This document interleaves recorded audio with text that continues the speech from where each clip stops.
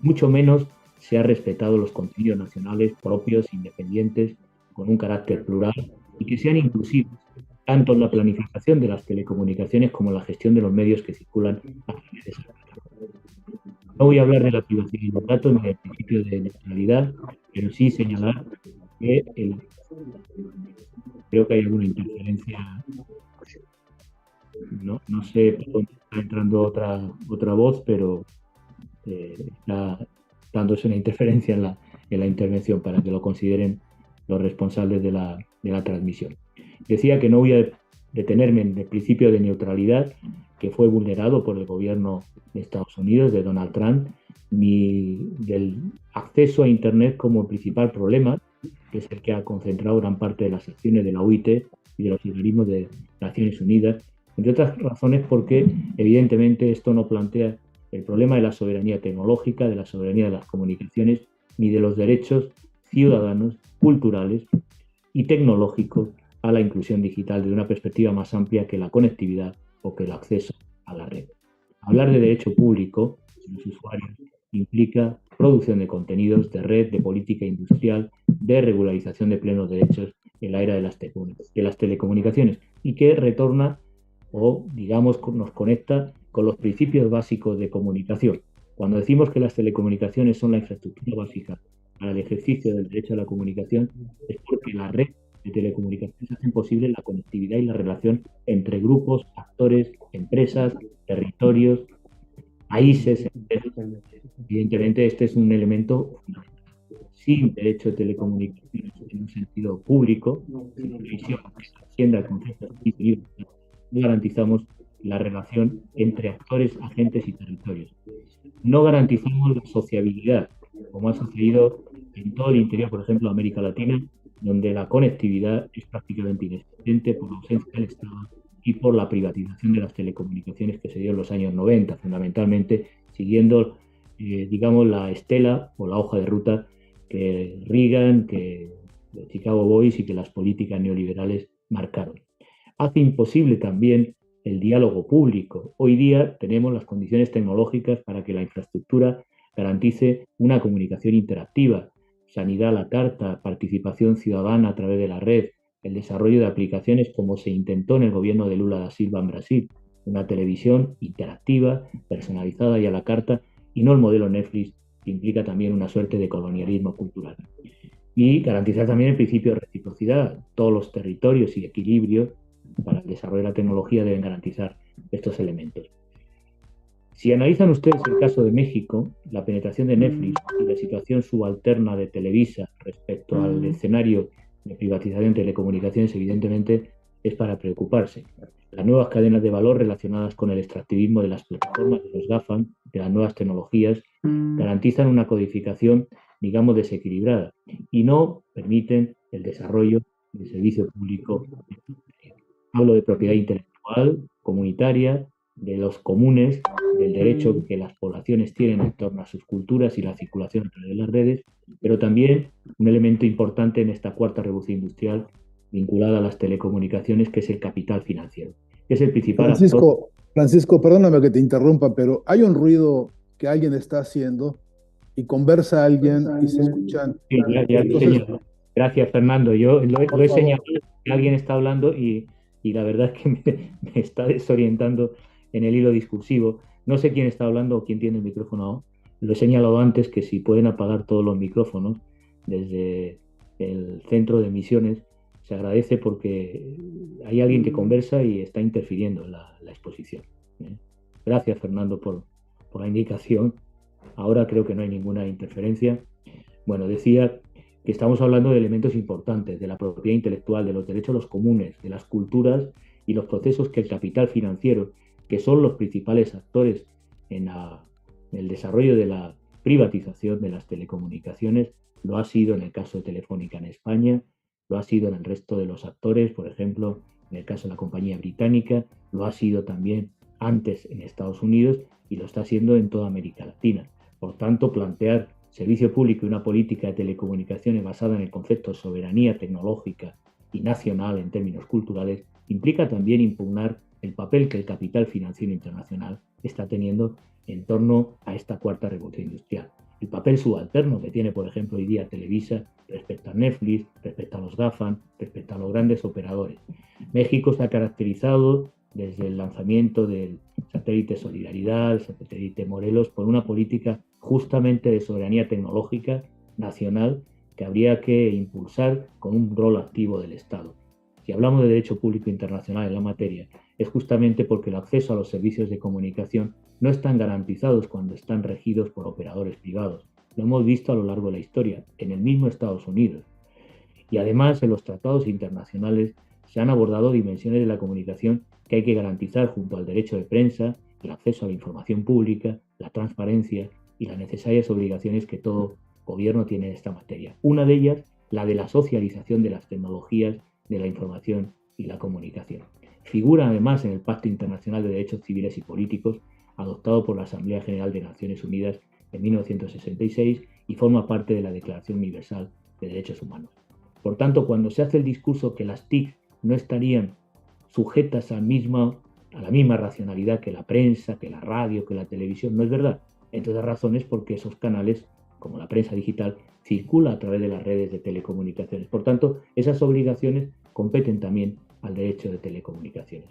Las nuevas tecnologías, en un comentario que figura en el Comité de Derechos Humanos de Naciones Unidas en 2011 sobre justamente el Pacto Internacional de Derechos Civiles y Políticos, ya reconocía que dada la red mundial, la red global de telecomunicaciones que determina el acceso a la información pública por parte de la ciudadanía, es obligatorio que los Estados miembros de Naciones Unidas impulsen políticas activas, medidas para que hagan posible la conectividad de territorios, la independencia y soberanía de los pueblos, la garantía de medios propios de proximidad, el acceso de los particulares y la ciudadanía a estos puntos necesarios para estar conectado y participar en la democracia digital.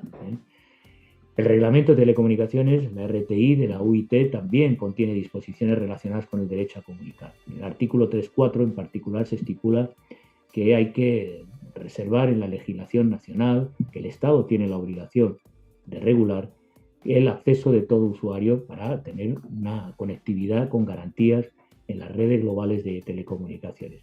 Si no se garantiza por los administradores, que suelen ser privados, no públicos, evidentemente es necesario que se adopten medidas que puedan de algún modo paliar las graves, digamos, brechas que existen entre clases sociales, entre sectores por razones de género, étnicos y, por supuesto, de carácter territorial.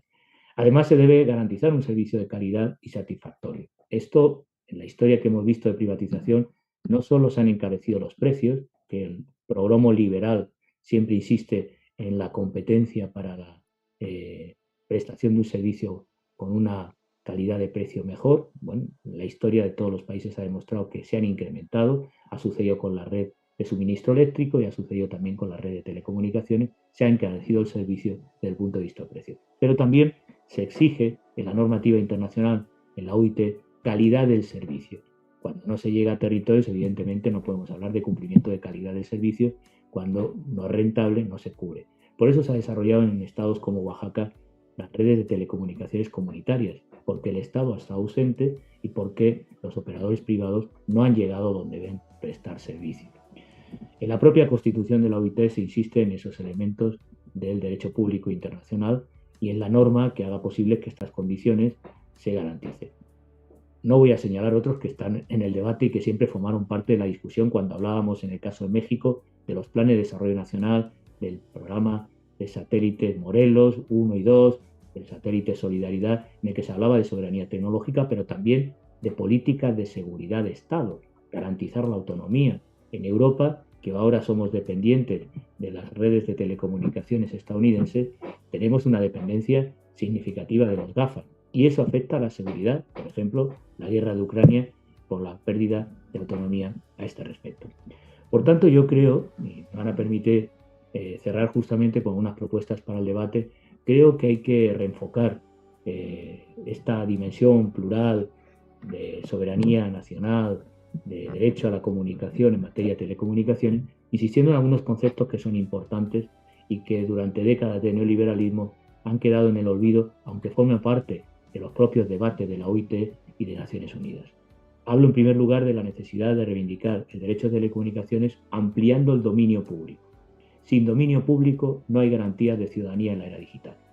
Sin un control social del sistema de telecomunicaciones por sus trabajadores, por las organizaciones civiles, por la ciudadanía, por los poderes públicos, sin un control democrático de la red de telecomunicaciones, estamos expuestos a los golpes de Estado que se han venido dando en América Latina, a la subalternidad y, evidentemente, a la falta de garantías democráticas para la ciudadanía. Por tanto, política de telecomunicaciones y ampliación del dominio público del sector de telecomunicaciones del Estado y, evidentemente, con control democrático de las políticas tecnológicas en la materia. Transformación también del modelo de gobernanza, que exigiría, como planteó en su momento Brasil, un sistema multilateral de gobierno de la red Internet y del espectro. Actualmente UIT, como ustedes saben, está bajo control absoluto de Estados Unidos y de algunos estados cuyos gobiernos ahora han cambiado, como es el caso de Colombia, con el presidente Petro, que esperemos no cumpla esa función subalterna de cooperación necesaria con el dominio absoluto de Estados Unidos en la UIT. La UIT está dominado por Estados Unidos y sus grandes compañías de telecomunicaciones y sus intereses tecnológicos, que en el fondo tienen que ver con el complejo industrial militar del Pentágono. Por tanto, tenemos que cambiar el modelo de gobernanza en la UIT y de la gobernanza multilateral de Internet para justamente evitar lo que estamos viviendo, que es una privación del espacio público en manos de compañías privadas de capital fundamentalmente estadounidense. Buscar la pluralidad de actores. La gestión de telecomunicaciones, como se ha demostrado en la historia, se puede hacer descentralizada y en territorio local. Se puede promover la democracia deliberativa en cuanto a las políticas tecnológicas y a la innovación de la red de telecomunicaciones. Se puede incluir la participación ciudadana en esa gobernanza frente al modelo privativo, modelo público, comunitario y ciudadano. Se puede desarrollar además sistemas mixtos, evitando la preponderancia del capital financiero internacional que está llevando a cabo un proceso de privatización y control de la red por la que circula no solo la savia del capital, sino todo el intercambio comercial que afecta evidentemente a los pequeños productores locales. Y hablar de derecho a la comunicación en este sentido, como se planteó ya en la cumbre alternativa en el Foro Social frente a la Cumbre Mundial de Sociedad de la Información, evidentemente pasa por disputar el rol que tiene ese capital financiero y los GAFAM en el desarrollo de la red tecnológica. En pleno siglo XXI es hora de hablar del patrimonio común de la humanidad. Estos sistemas de telecomunicaciones deben formar parte de una economía de los bienes comunes de la información. Reestructurar las ecologías para el desarrollo equilibrado de estos sistemas. Y en ese sentido, en la era de la inteligencia artificial, tenemos que plantear, por tanto, una democratización del acceso a la participación en la gobernanza de la red, partiendo de una descolonización cultural frente al modelo de siliconización que nos han querido imponer en la mayoría de países, en toda América Latina, pero también especialmente en Europa. Un modelo basado en una visión optimista del modelo que han desarrollado los GAFAM y que no se corresponde con la realidad. De hecho, en países como Francia o España ese modelo ha terminado fracasando. Es necesario para ello cooperación regional.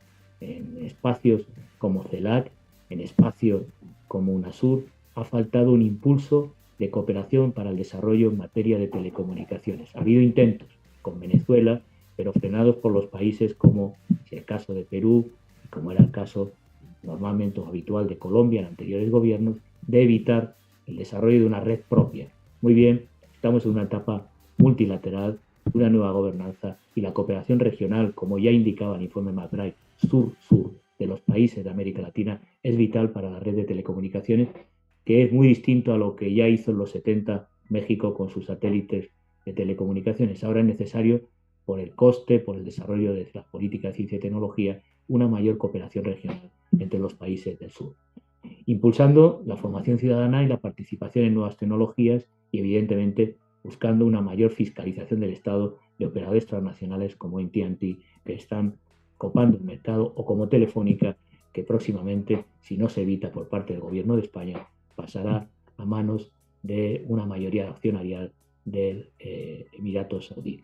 Bien, estamos hablando no de otra cosa, de establecer otro ecosistema de comunicación basado en principios básicos, una estrategia integral del papel de las telecomunicaciones en el proyecto de Estado y desarrollo nacional, un equilibrio complementario de las viejas y nuevas tecnologías, buscar cómo se adaptan las telecomunicaciones a las ecologías de vida, espacios y estructuras horizontales de participación y equilibrio que garanticen la complementariedad de sistemas y normas desde una perspectiva del sur y desde abajo, muy distinta al modelo neoliberal que hoy prima en el derecho de telecomunicaciones y que no piensan en ciudadanos, sino en usuarios y consumidores, que niegan el concepto de servicio público de las telecomunicaciones, que niegan el principio de diversidad cultural que reclama la UNESCO para una economía de los bienes comunes en materia cultural.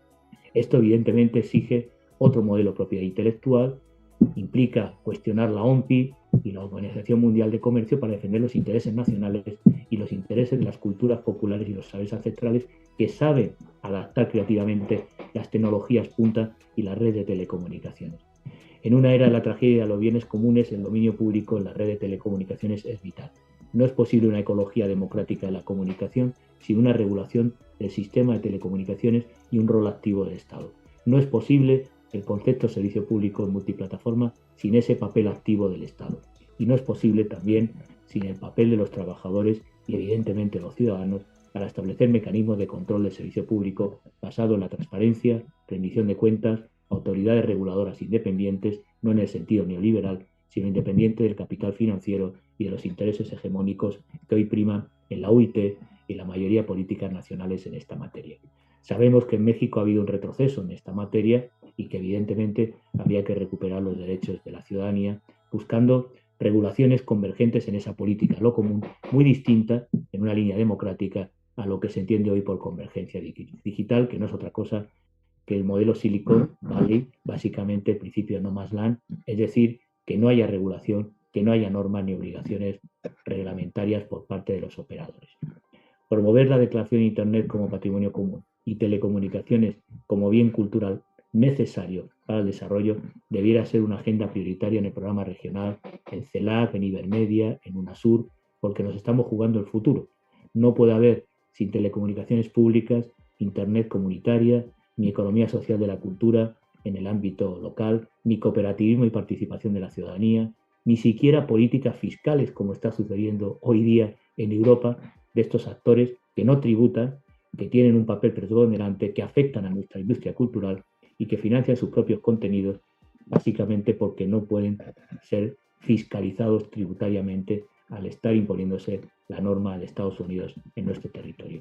En fin, es hora de promover plataformas públicas inclusivas con participación de los trabajadores a nivel supranacional, tener una perspectiva más ambiciosa, pensar regionalmente, no en clave Estado-nación, para impulsar justamente las políticas culturales en una perspectiva mucho más amplia de coaliciones ciudadanas y plataformas integradas, que sería lo que hemos llamado en economía el efecto red, la posibilidad de construir políticas de ciencia y tecnología a mayor escala. Países y potencias como China lo han hecho en la materia, trabajando ya no con una perspectiva quinquenal, sino con perspectiva de 20, 30 años para el desarrollo de sus equipamientos tecnológicos. Y creo que México y América Latina está en condiciones de hacerlo, debe hacerlo, si quiere tener soberanía tecnológica y soberanía nacional. Hasta la fecha, este no ha sido los términos del debate, pero yo creo que es estratégico que caminemos o que avancemos en esta dirección, porque de otro modo lo que tendríamos es justamente sistemas de baja calidad, sin participación y con una hegemonía de capital extranjero que al final socava nuestra propia democracia, justamente porque es el sector donde se puede poner en juego el espacio público y el espacio de liberación ciudadana. Lo dejo aquí y luego quedo pendiente de la posibilidad de debate con los colegas que están en el panel. Muchas gracias.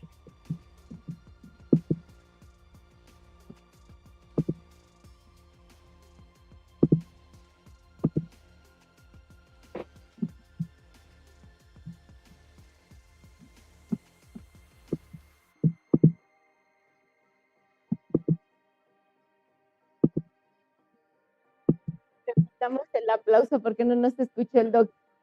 Gracias. Gracias. Lo he visto, lo he visto.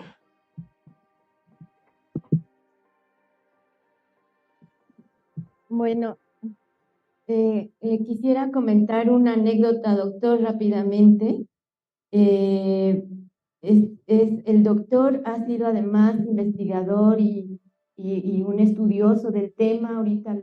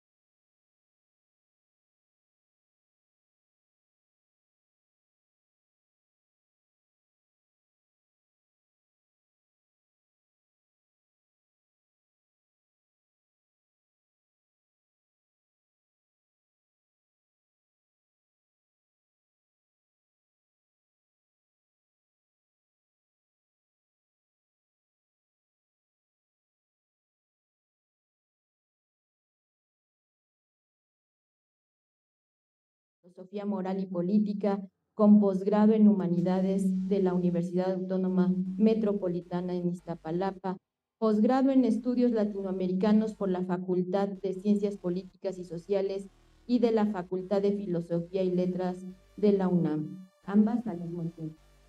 Posgrado en Humanidades y en Estudios Latinoamericanos en la Facultad de Ciencias Políticas y Sociales de la Facultad de Filosofía y Letras de la Universidad Nacional.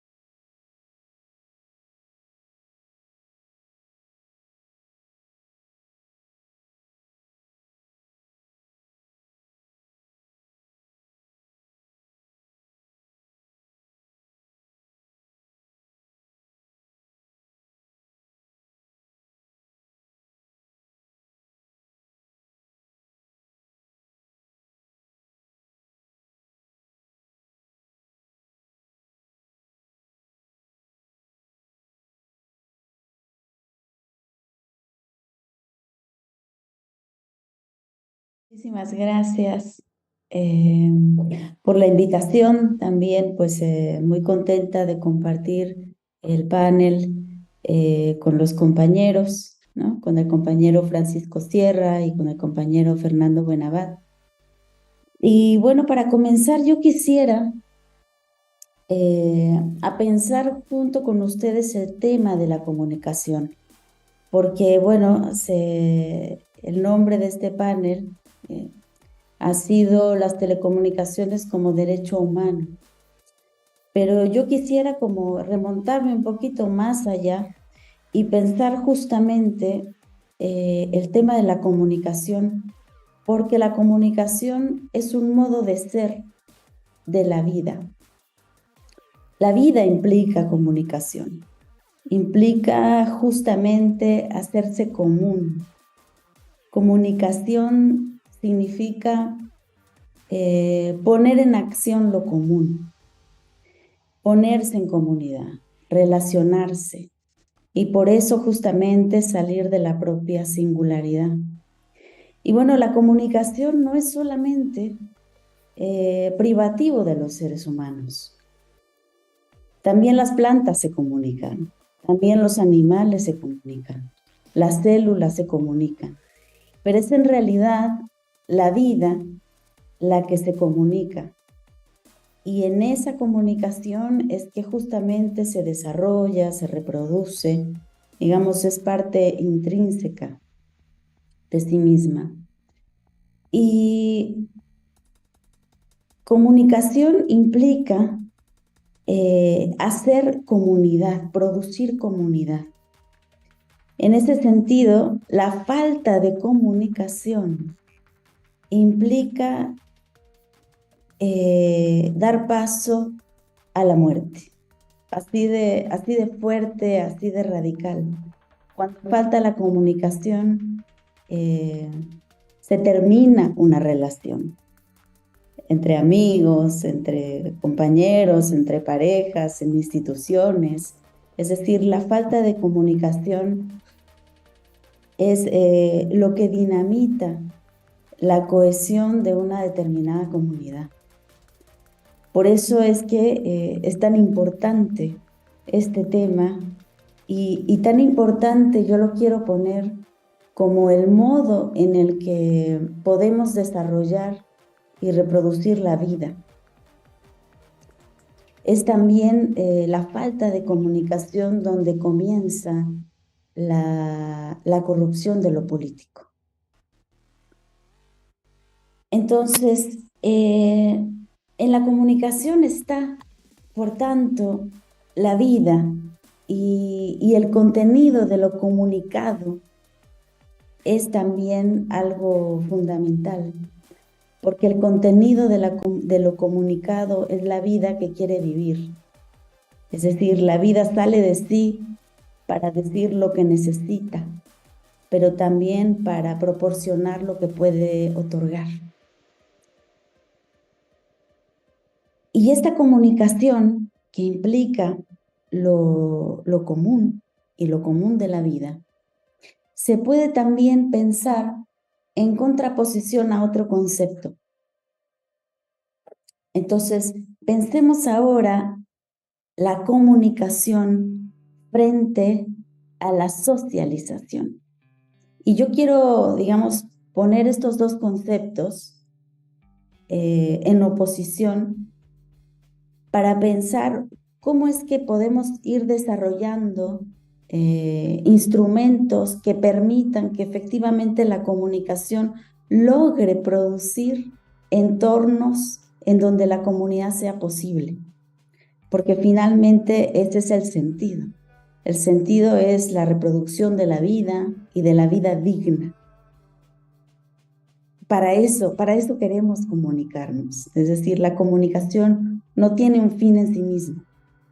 La comunicación está al servicio y al servicio de la vida.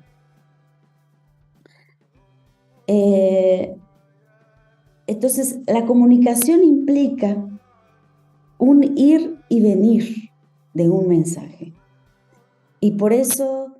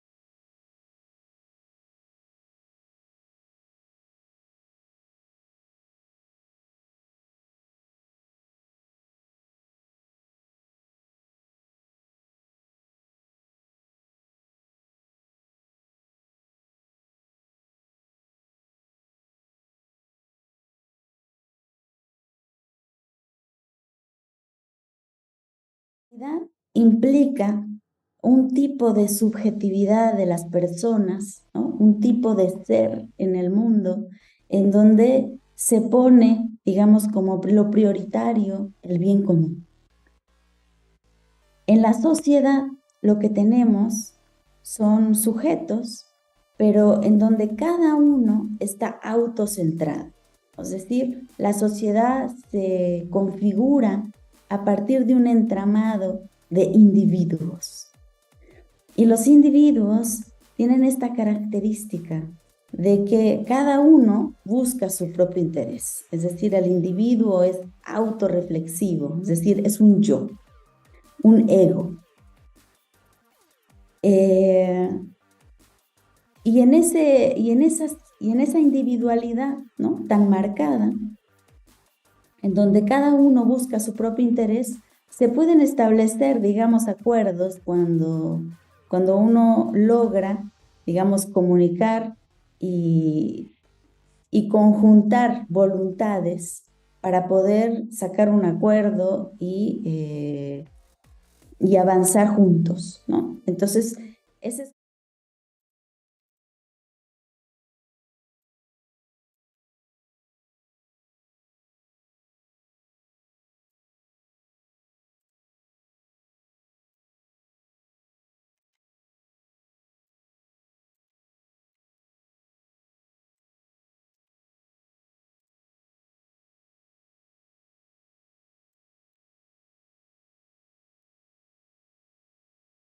contrato, ¿no? Es decir, cuando el interés de uno u otro no se cumple, se termina el contrato. Entonces, la sociedad moderna está configurada a partir de estos sujetos autocentrados, egoicos, ¿no? O de estos individuos, ¿no?, que cada uno busca su propio interés. De ese modo, podemos tener también medios que sirvan justamente para difundir ideas. Pero no es lo mismo difundir ideas, en este sentido, socializar ideas, que comunicar ideas. Comunicar implica avanzar en lo común. Socializar ideas significa imponer una visión por sobre las otras. En la comunicación, entonces, se da un diálogo, se da una reciprocidad, se da una construcción de lo común. En la socialización se da la imposición de una visión del mundo por sobre las demás. En ese sentido, es que también nuestro presidente Andrés Manuel López Obrador ahora nos habla de medios de manipulación en lugar de medios de comunicación.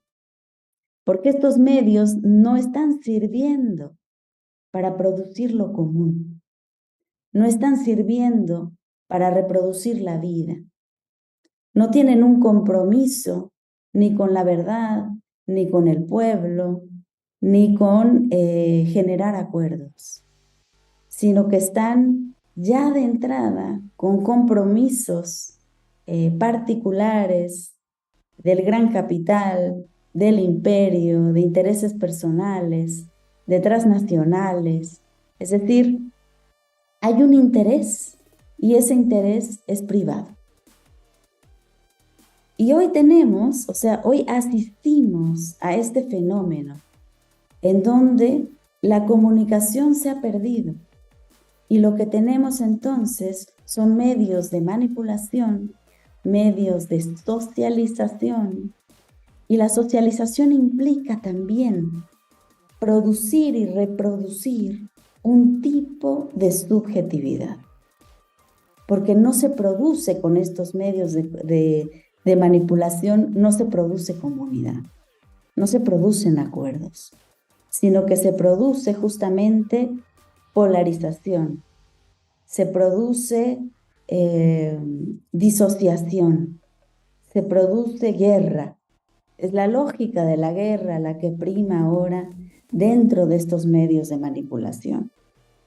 Entonces, yo quería traer, ¿no?, a este espacio esta reflexión, porque me parece que en el mismo tema de la comunicación, cuando tratamos de pensarlo de manera conceptual, esto nos da ya muchas claves sobre qué es lo que tenemos que buscar en términos de ejecución de proyectos de comunicación, pero también de proyectos de legislación, pero también de proyectos de producción de tecnologías. Entonces, si nosotros estamos buscando realmente comunicar, es decir, si estamos buscando realmente producir lo común, y voy a ser un poco reiterativa, si estamos buscando efectivamente reproducir la vida, porque la vida se produce y se reproduce siempre en comunidad, entonces eso ya nos marca un camino, una dirección, un horizonte, un hacia dónde. Por eso es importante como detenernos a veces a reflexionar estos conceptos que los llevamos y los traemos y en realidad vamos confundiendo los temas. Porque entonces en nombre de la comunicación se pone por debajo cosas que en realidad no comunican, que en realidad no producen lo común, que en realidad no reproducen la vida, que en realidad no tienen un compromiso con la verdad, sino que tienen otros intereses. Entonces tenemos que ir distinguiendo cada cosa con su nombre para poder entonces ubicarnos de mejor manera y también señalar lo que se está efectivamente haciendo, que no es comunicar. Porque hoy en día, digamos, está todo tan revuelto, tenemos un mundo tan al revés, que en nombre de la libertad de expresión se llevan a cabo golpes mediáticos.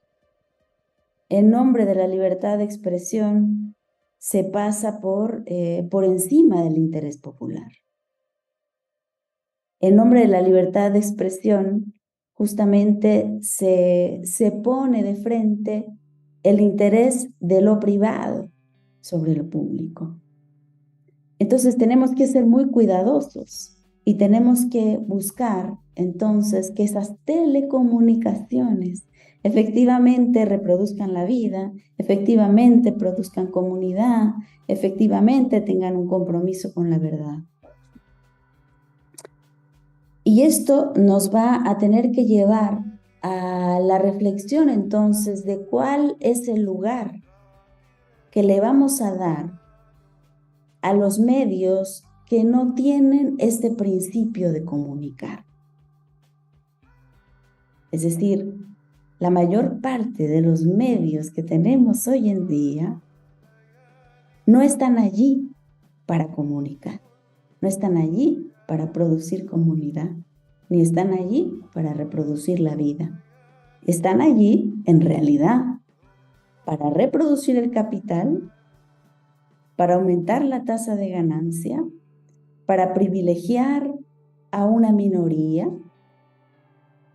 para darle servicio al 1% de la humanidad. Entonces, tenemos que ir recuperando los nombres, porque los nombres son también, es también una lucha que tenemos que dar en el ámbito de las ideas. Y tenemos que hacer ver que nos están dando gato por liebre, que no nos están dando medios de comunicación. Lo que tenemos hoy en día es un monopolio de la socialización de las ideas, en donde tenemos una minoría que está imponiendo un sentido que es un sentido común, ahora sí, es decir, es una imposición de una visión por sobre lo común. Entonces es muy distinto. Una cosa es generar una visión desde arriba y hacerla común, que generar una reflexión y una comunicación y un diálogo desde abajo y producirlo común. Sí se entiende la diferencia, ¿no? Una cosa es desde arriba como imposición y otra cosa es desde abajo. Hay una historia que a mí me gusta mucho recordar y bueno, siento si de pronto ya la han escuchado de mi parte, pero bueno, como este es un foro nuevo, pues yo aprovecho por ahí para repetir a lo mejor algo que he dicho en otro espacio.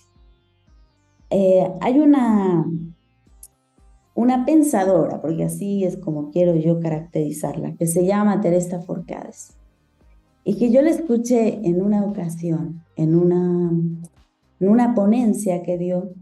Ella es una monja, además de una pensadora.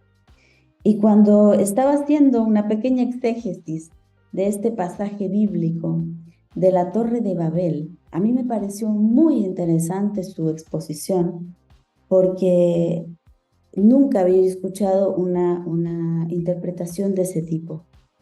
Y ella decía, ¿cuál es el pecado de la Torre de Babel? Si se dice en la historia, en la Biblia, un libro que por ahí deben tener empolvado en el armario, la historia dice que los seres humanos se reunieron, ¿no? Se reunieron y construyeron una torre. Y era una torre altísima que pretendía llegar hasta el cielo. Y entonces hay pocos datos que se dan en la historia, pero lo que se dice es que esa torre fue interpretada como soberbia. Y entonces el Eterno, ¿no? Dios, lo que hizo fue agarrar y confundir las lenguas para impedir que la gente se uniera y pudiera tener, digamos, ese tipo de actos de soberbia. Y entonces Teresa Forcades decía, ¿pero cuál es el pecado? ¿Cuál es el pecado de haber hecho la torre? ¿Cuál es el pecado de haberse, digamos, de haber generado una idea y haberla puesto por obra? Y es muy interesante porque ella decía, en realidad el pecado es el haber impuesto una sola idea por sobre todas las otras. Y esto es lo que yo quiero decir cuando digo que se impone desde arriba y no que se genera desde abajo. Y esta historia se entiende mejor cuando ella continúa en su relato y dice que en alguna ocasión ella llegó a trabajar a un convento y la Madre Superiora le preguntó, bueno, que qué esperaba ella pues, de su participación al interior de esa nueva comunidad. Y ella le dijo, bueno, pues yo me quiero pues ver cómo funciona la comunidad, adaptarme y ver de qué manera pues puedo yo aportar, ¿no? Y la Madre Superiora le contesta, qué decepción. Y qué decepción, ¿por qué? Porque cada persona es pieza única.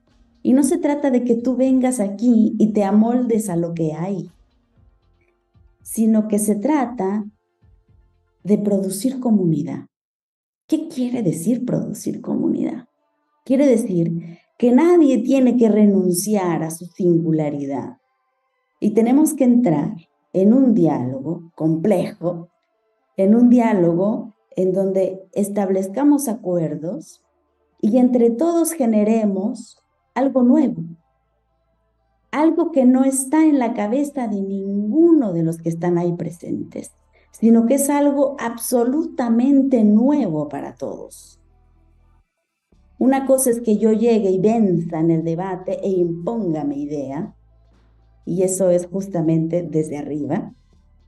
Y otra cosa es que yo llegue con mi idea y la transforme en el camino y cada uno se transforme en el camino y hagamos algo que no tenía nadie en la cabeza cuando empezamos el diálogo. Y eso es lo difícil.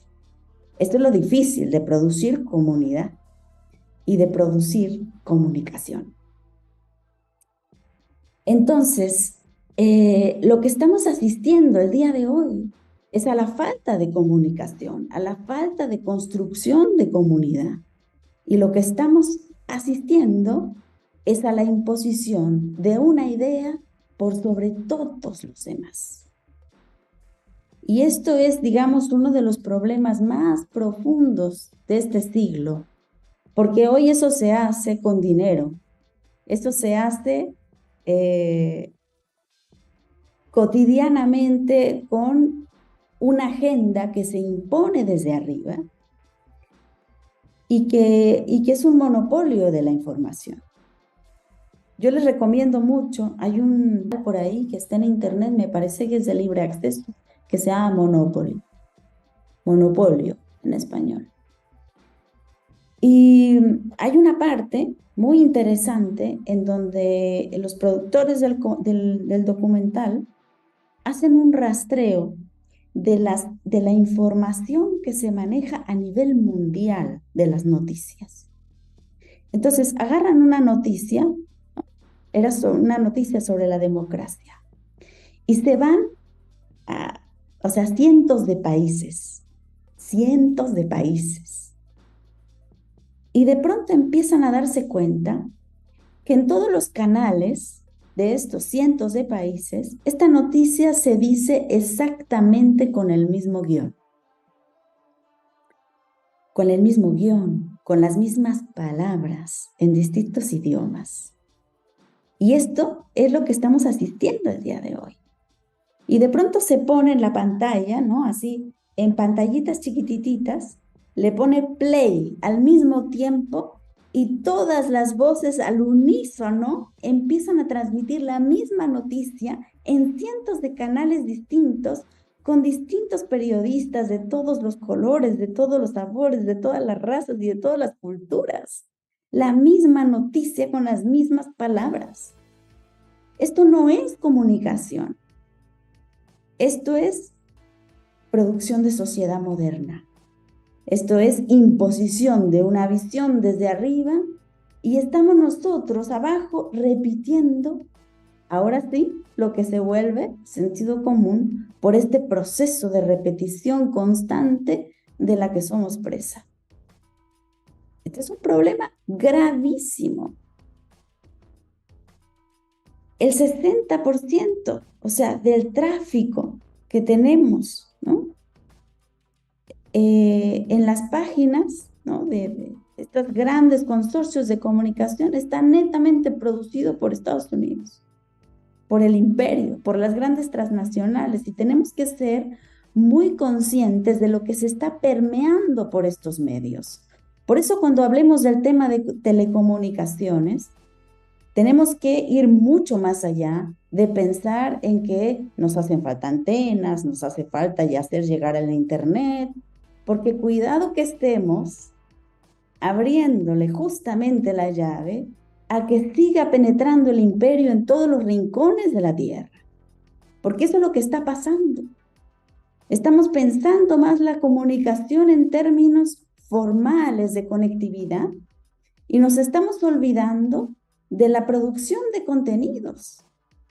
Tenemos un problema de colonización de los contenidos.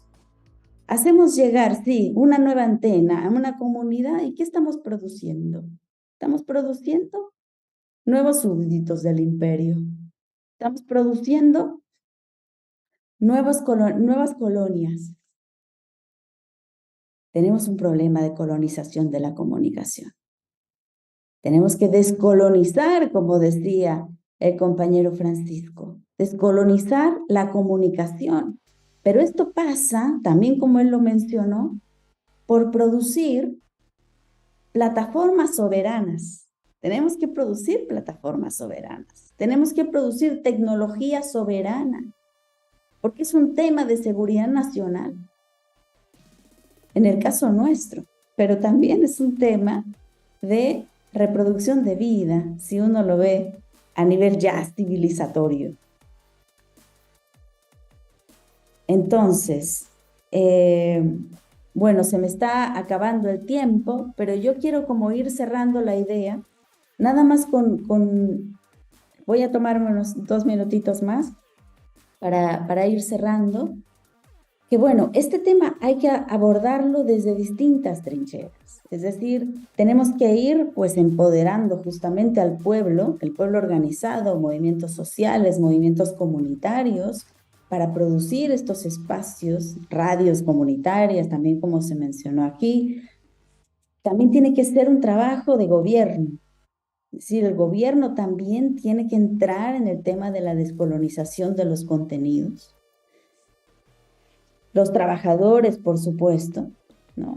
Tenemos que ir empoderando a los ciudadanos y tenemos que centrar la cuestión de que la comunicación permita efectivamente generar comunidad. Entonces, la soberanía tecnológica, tendría que pensarse en 2 sentidos, porque no podemos tampoco salirnos del debate, es decir, no podemos simplemente hacer una plataforma aparte y vivir un mundo aparte, porque eso no es real. O sea, tenemos que entrar también en el Google, en el Facebook, en todos esos espacios y ahí dar la lucha de las ideas. Pero también necesitamos ir con transferencia, o sea, trabajando la transferencia tecnológica, trabajando la producción de plataformas nuestras, que no estemos tan a expensas de que de pronto el imperio nos cierre el switch, porque eso pasa todo el tiempo. O sea, el imperio tiene clarito, ¿no?, cuando un contenido va contra sus intereses, ¿no? He visto yo N veces, ¿no?, se da una conferencia y YouTube te pone una marca atrás, ¿no?, que dice que no la puedes quitar de ninguna manera y que dice que, bueno, esto es tiene como un velo de conspiracionismo, ¿no?, que hay que tener cuidado con ese material. Entonces, hay una policía en las comunicaciones que está constante. Y nosotros por eso no podemos simplemente quedarnos en esas plataformas, porque esas plataformas ya están hackeadas. Tenemos que producir también otras plataformas y otros espacios de comunicación, otros espacios solidarios, ¿no?, con otros procesos también de transformación, y no permitir que nos cierren el telón cuando se quiere. Tenemos que tener entonces soberanía tecnológica, soberanía en los contenidos. Y ahí, bueno, eso tiene que ser un trabajo de Secretaría de Cultura, de la Secretaría de Educación, también de movimiento del pueblo. Es decir, tenemos que ir produciendo no solamente en el tablero que tenemos. Y ya con esto, digamos, con esta idea, la quiero yo apuntar muy rápidamente, David Choquehuanca, el vicepresidente de Bolivia, nos dice, más allá de la geopolítica, tenemos que ir pensando en una geapolítica. La geopolítica es la que enmarca el tablero de la lucha por el poder. Y ahí estamos y hay que dar la lucha en ese espacio. Pero no porque nos vayamos a quedar en ese espacio de guerra, sino porque tenemos que ir avanzando a la construcción de una geopolítica, de ir pensándonos en una comunidad de vida que va más allá, digamos, de los países, que va más allá incluso de los seres humanos, que tiene que ver con una recuperación de la relación con la madre naturaleza, de la relación con la historia, con los ancestros, y todo eso, desde todo ese marco de geopolítica, hay que ir pensando efectivamente en la comunicación. Muchas gracias.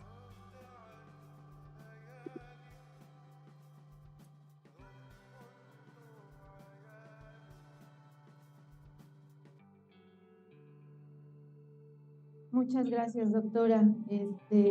Queremos también, de parte de todos nuestros compañeros y compañeras, pues decirle que quien nos presentó con usted fue nuestro compañero Juan José Bautista Segalés. Así es que él está aquí con nosotros también, seguramente mandando un mensaje muy especial para esta lucha que estamos dando. Lo llevamos en el corazón. Bien, doctor Fernando Buenavat es nuestro ponente que cierra este interesante foro. Es director del Instituto de Cultura y Comunicación del Centro McBride de la Universidad Nacional Lanús. Es miembro de la Red en Defensa de la Humanidad, de la Internacional Progresista, de la Asociación Mundial de Estudios Semiótico y del Movimiento Internacional de Documentalistas. De formación es doctor en filosofía, máster en filosofía política, especialista en filosofía de la imagen, filosofía de la comunicación, crítica de la cultura estética y semiótica. Es director de cine egresado de Nueva York University y licenciado en Ciencias de la Comunicación. Lo escuchamos con atención, doctor.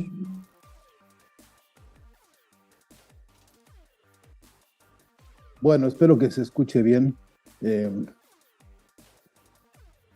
Qué suerte tiene uno de tener como palabras antecedentes, obviamente la experiencia de Francisco y la propia palabra de Katia, la palabra reflexiva. Así que me ahorra un montón de trabajo, porque yo lo que voy a hacer es suscribir lo que ellos han dicho y en todo caso añadir algunas notas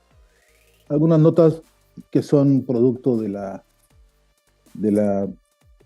las investigaciones que estamos haciendo nosotros en el Instituto de Cultura y Comunicación y alguna batalla que venimos emprendiendo que tiene que ver con tratar de consolidar una corriente de pensamiento semiótico para la emancipación, ¿no?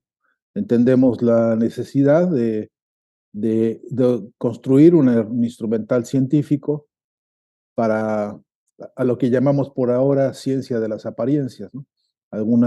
Algún instrumental que nos permita hacerle caso a nuestra abuelita que nos decía: cuídate, mijito, que caras vemos y corazones no sabemos, ¿no? Cuídate, mijito, que las apariencias engañan, decía la vieja. Y en proyección histórico-filosófica, pues esta justamente la del asunto de las apariencias ha sido una preocupación que ha recorrido todos los distintos periodos del desarrollo de la especie humana y que cobra nuestro tiempo lo fijo para ayudarme con el principio de la Revolución Mexicana y hasta el presente. En este periodo, en el que además vivimos la experiencia de la Revolución Bolchevique, el mundo cambió en más de un sentido y tenemos herencias valiosísimas, entre otras la de haber visto ante nuestros ojos la complejidad con que se desarrolló esto de la estrategia de las apariencias. En un escenario que nosotros definimos como escenario de disputa por el sentido. Si nos interesa la semiótica, no es para entrar a un nuevo mundo de clasificaciones de signos, nos interesa para meternos al problema central, que es la disputa por el sentido. A ese punto en el que casi todos los vocablos que conocemos, para no hacer una exageración así tremendista, pero en la construcción del relato hoy, en la lucha de clases expresada en los relatos diversos, pues encontramos evidencias de cómo cada quien, desde los intereses diversos, subordina la significación al servicio de sus intereses. Bueno, y hoy no quiero dispararme demasiado, pero hoy la invitación a reflexionar en colectivo sobre el concepto de en comunidad, porque efectivamente comunicación significa construir comunidad. El problema es saber qué clase de comunidad también, ¿no? El problema también es saber en qué estadio de la comunidad y con qué fuerzas organizativas autónomas la comunidad decide cosas, ¿no? Porque habríamos de ver un poco el repaso de los estragos que algunas comunidades vienen sufriendo a propósito de esto justamente, de intervenir en la disputa por el sentido y tener hoy por hoy espacios de dominación, de colonización, ¿será? Bueno, si el término nos es útil, pero yo creo que es directa y crudamente procesos de alienación, subordinación y esclavitud que están recrudeciendo en todo el continente, incluso haciendo uso de las llamadas telecomunicaciones o tecnologías, ¿no? En el informe McBride, que ya aludió Francisco hace unos minutos, en ese informe hay una alusión que me parece interesante para destacar hoy y para hacer si ustedes me permiten, una paráfrasis útil a esta reflexión. Dice ahí, la concentración monopólica de medios de comunicación es una amenaza contra las democracias. Lo advirtieron en el año 80, cuando por aquel entonces algunas cuentas que sacaban decían los dueños de los medios son aproximadamente 600 o 700 personas en el mundo, ¿no? Y eso ya era un escándalo, Hoy son 9 o 10 tipos, ¿no? Los que tienen en sus manos el control de los medios, para decirlo de una manera rápida y tosca, los que tienen mayor influencia a nivel global. Incluso la palabra telecomunicaciones, a mi entender, debería someterse a un escrutinio, bien dice Francisco, jurídico y político, desde luego, ¿no? Pero también a un escrutinio semiótico, porque ¿de qué rayos hablamos cuando hablamos de telecomunicaciones? En todo caso, ¿qué alcance tiene este concepto en la comprensión social como para entender que eso hay que defenderlo? ¿Quién siente como suya alguna identidad política en el campo de la lucha por las telecomunicaciones soberanas? Y creo que ha sido una bandera que ha sido arrebatada a los pueblos y que vive a espaldas de la realidad, porque siendo todos víctimas de un proceso de concentración monopólica de herramientas tecnológicas y de telecomunicaciones, siendo como somos víctimas de Carlos Slim y de toda la parafernalia esa que nos secuestró, ¿no? La telefonía, por ejemplo, en México, ¿no? Que nos han secuestrado el uso de los satélites, pues de qué nos sirvió tener los satélites con nombres prehispánicos, ¿no? ¿De qué nos sirvió esa aventura simbólica que parecía que ahora sí, por fin ya tenemos una raíz, una pata, pues, incluso identitaria puesta en el desarrollo de la tecnología, cuando el resultado fue que no ha servido más que para hacer una herramienta más al servicio de los televisos y de los teleaztecos y de todos estos que son, pues, esos los protagonistas de la concentración monopólica vernácula en México, ¿no? Que por cierto son sirvientes dóciles y por cierto bastante nauseabundos en más de un sentido de los modelos monopólicos yanquis. Ya lo dijo bien la compañera Colmenares, ¿no? No voy a ir más allá porque incluso ya lo dijo más bonito que yo. Así que esa concentración monopólica y esa dominación a través de estos lebreles de cabotaje en México y al servicio pues de los modelos yanquis. Y modelos yanquis, ¿qué quiere decir eso? Una triple alianza monstruosa, ¿no? la industria bélica norteamericana, que es básicamente la matriz del desarrollo de todo esto que llamamos telecomunicaciones, en un porcentaje realmente significativo, la industria bancaria que está tejida y alineada con ellos milimétricamente, y desde luego la otra, la industria mediática, con toda su servidumbre en los laboratorios llamados think tanks o que se disfrazan de agencias de publicidad, como esas que tenemos en Miami, ¿no? Todo el tiempo con JJ Randón y con el otro Durán Barba, ¿no? Que se dedican a la maquinaria ideológica que usan y abusan de las telecomunicaciones para todas las tropelías ideológicas que conocemos. Valga pues que atrás de la palabra telecomunicaciones hay verdaderamente un sapo gordo que analizar porque se nos va de las manos el asunto. Porque, ¿por dónde le entramos? A ver, si analizamos el Producto Interno Bruto de México y ya en una ambición así desmedida de América Latina, nosotros veríamos que la inversión real en términos de desarrollo tecnológico para la región es verdaderamente pobre. Y en todo caso, para lo que sirve es para fortalecer el modelo el que decía, creo que Francisco dijo el Silicon, ¿no? El modelo Silicon, el modelo norteamericano de desarrollo que nos impusieron, y al servicio de eso gastamos los impuestos que pagan nuestros pueblos para habilitar o para rehabilitar o hacer funcional las estrategias de dominación tecnológica imperial fundamentalmente. Por concepto de gasto en América Latina, del gasto oficial, digamos, las sumas que tenemos hoy en inversión de tecnología soberana, las sumas son realmente paupérrimas.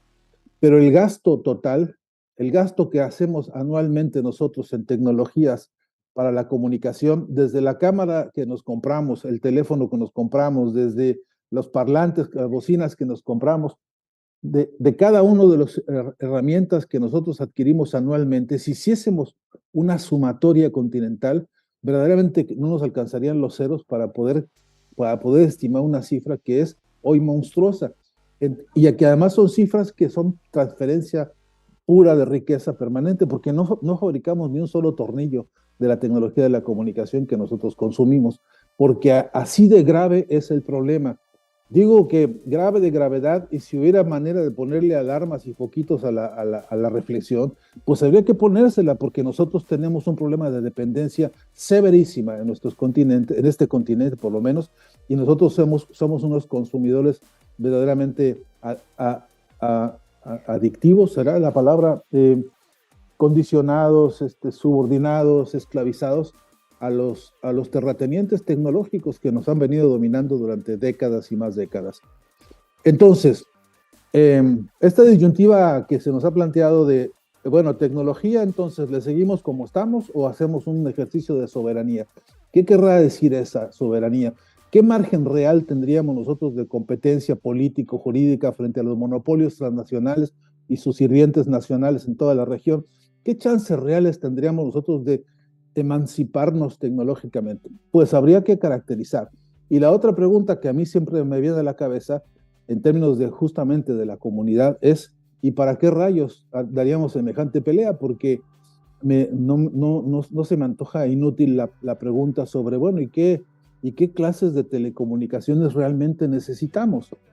Frente a la que nos impone el modelo, para usar los términos, perdóname Francisco del abuso, pero para usar el modelo Silicon, te lo voy a usar varias veces, pero te voy a dar crédito, créeme, porque me parece que despierta tentaciones. Pero en todo caso, ante ese modelo, ¿qué modelo somos capaces de imaginar nosotros en términos de las telecomunicaciones que hoy son necesarias para nuestros pueblos? Y ahí tenemos un problema de comunicación entre nosotros mismos, porque no hemos puesto en común una agenda del modelo tecnológico que estamos y de telecomunicaciones que estamos necesitando.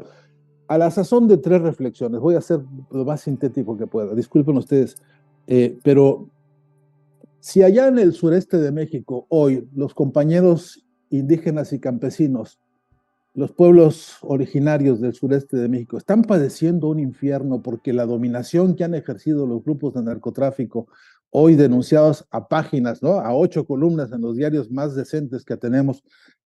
Si allí en ese rincón de México, donde el asiento de la civilización maya nos ha dejado testimonios de cultura, de identidad, de tradiciones tan valiosas, o que valoramos a veces mucho, especialmente si no queremos entregárselos a las mafias del turismo, ¿no? Si efectivamente queremos que eso sea patrimonio de la humanidad y patrimonio del reconocimiento civilizatorio y sus aportes, bueno, pues eso está abandonado y eso está entregado a una mafia, la mafia del narcotráfico en México, y que está fuertemente vinculado con toda Centroamérica. Bueno, el mapa de ese horror ya lo conocemos, y resulta que ahí esos compañeros campesinos, indígenas, ese pueblo profundo, ese pueblo de las bases, con una dificultad inmensa pueden notificarle siquiera al policía más cercano de la situación de violencia que se está viviendo, con muertes, con heridos, con sangre. Si hay problemas, por ejemplo, de violencia, o si hay problemas de salud como los hay muy graves, y de abandono como los hay muy graves, esos compañeros tienen escasas o nulas posibilidades de comunicar, de expresar, de informar, de llamar, de poder encender un teléfono siquiera para comunicar la problemática de esa comunidad sometida a violencia, abandono, a todo lo que ya dijimos y todo lo que ya sabemos desde hace muchas décadas.